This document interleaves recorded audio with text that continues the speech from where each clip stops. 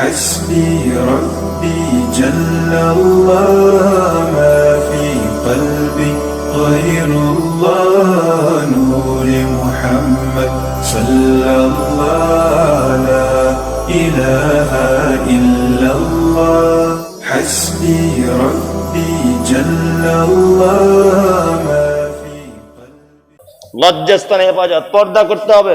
মেয়েরা করে নদিয়ায়, হ্যাঁ মনে হচ্ছে যেন জজ কোর্ট, সুপ্রিম কোর্ট, কোর্ট বসে না আমাদের ওদিকে বসে, চারজন এই জায়গায় বসে আছে রাস্তার উপরে, মেয়ে ছেলে এলে গল্প করছে।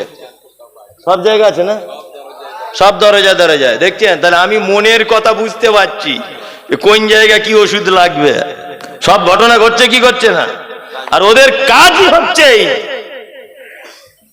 কি ব্যাপার, ও কথা বলছে কার সাথে? ওর বউকে গিয়ে বলছে, ভাবি ও খাদিজা ভাবি একটা কথা বলবো, ভাই মনে হয় কারুর পাল্লায় পড়েছে। এই যে বলে দিয়ে চলে গেল, সংসারের 12:30 বাজিয়ে দিয়ে গেল। কি বলছি বুঝতে পারছেন না? এদের কাজই হচ্ছে পিয়নগিরি করা, নারী জাসুসি করা। এইখানে 4 জন, ওইখানে 4 জন, ওইখানে 5 জন বসে বসে এর বইয়ের কথা, ওই মৌলবী ইমামের কথা, ওই অমুকের মা কি করে, ওই অমুকের বেটা কি করে, সারাদিন এই কথা, সারাদিন এই কথা নয় এই কথা। মনে হচ্ছে পাড়ার রিপোর্টার। সব পাড়াতে, গ্রামে গ্রামে, প্রত্যেক পাড়ায় এইরকম একটা নায়িকা থাকে যে সবাইকে আবার পরিচালনা করে। সবার আগে কথা তার কাছে প্রথমে আসে। কি বললাম বুঝলেন না? এরকম আছে না নেই? আচ্ছা, হযরত মুহাম্মদ বোকা লোক ছিলেন না খুব জ্ঞানী লোক ছিলেন? জ্ঞানী লোক ছিলেন। নবীজি কি বলছেন? আল্লাহ নবী বলছেন, যে রাতে মিরাজ হলো বিশ্ব নবীজির, নবী বলে জাহান্নামে নারীদের ভিড়। একজন মহিলা বলে বিশ্ব নবীজিরে, কোন কারণে বেশি ভাগ যাব জাহান্নামে? প্রথম কারণ হলো অধিক নারীগণ, অল্প ধলেতে তাদের ভরে না কমন।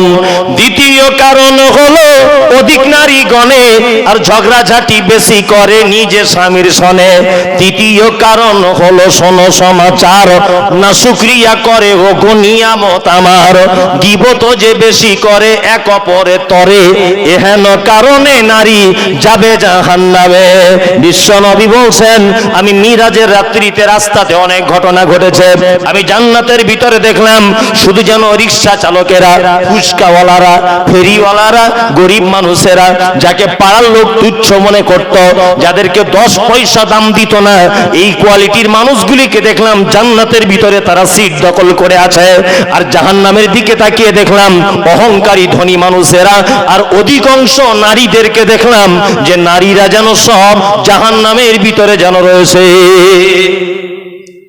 বিশ্বনবী ফেরত এলেন, বক্তব্য রাখতে রাখতে বলছেন, ইয়া মাশারান নিসা, হে নারী জাতি, তাসাদদাকনা তাসাদদাকনা, তোমরা বেশি করে সাদকা করো।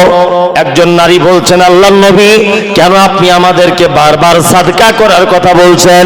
বিশ্বনবী বলছেন, এই মাত্র তোমাদেরকে জাহান্নামে দেখে এলাম যে তোমাদের অধিকাংশ নারী জাহান্নামে এর ভিতরে রয়েছে। এক প্রথম কারণ হচ্ছে অল্প জিনিসে তোমাদের মন ভরে না।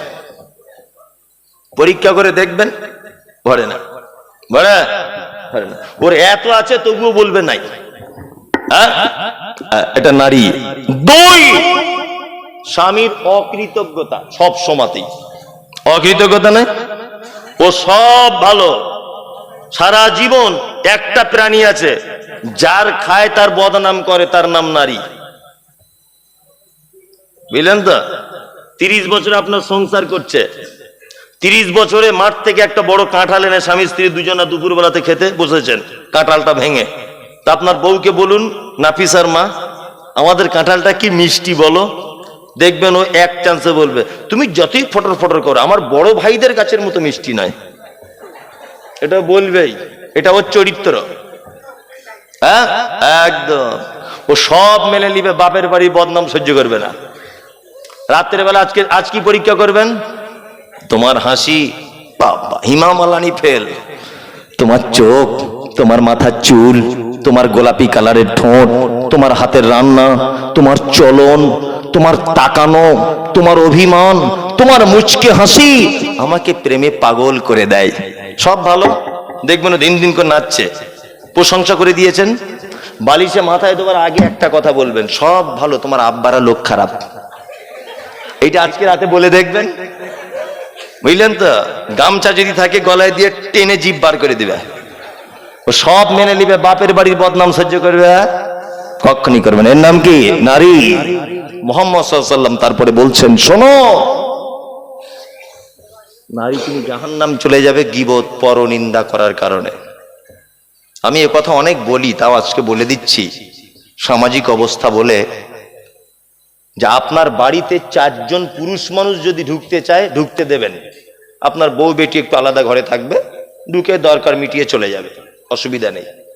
আপনার বাড়িতে আপনার বউকে কাল সকালে বলে দেবেন যে পাড়ার কোনো মেয়ে ছেলে যেন আমাদের বাড়িতে যেন না দেখি। সংসারে যত অশান্তি, যত মারামারি, স্বামী স্ত্রী বিচ্ছেদ, এর একটা কারণ হচ্ছে পাড়ার অন্য বউদেরকে বাড়িতে ঢুকতে দেওয়া। সংসারে আগুন লাগানোর মাস্টারেরা, কি বললাম বুঝলেন না? ওই জন্য অন্য কোন লোকের বউ আপনার বাড়িতে ঢুকতে দেবেন না। আপনার বউ রাস্তায় বসে থাকে কেন? আপনার নিজস্ব পার্সোনালিটি নেই, সম্মান নেই, আপনার গায়ে হাতে কাপড় নেই, ব্লাউজ পরে, ওড়না নেই, কিছু নেই, রাস্তায় বসে বসে আর একটা মেয়ের সঙ্গে গল্প করছে। লজ্জা শরম তো থাকা দরকার রাস্তাঘাটে। এরকম কেন?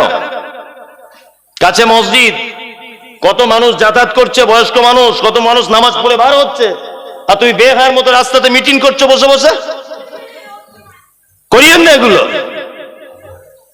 আল্লাহ নবী সাল্লাল্লাহু আলাইহি ওয়াসাল্লাম নিষেধ করেছেন রাস্তাতে বসতে, এমনি পুরুষ মানুষেরও নিষেধ, নারী তো দূরের কথা, পুরুষ মানুষেরও নিষেধ রাস্তায় বসা। খুব সাবধানে থাকবেন।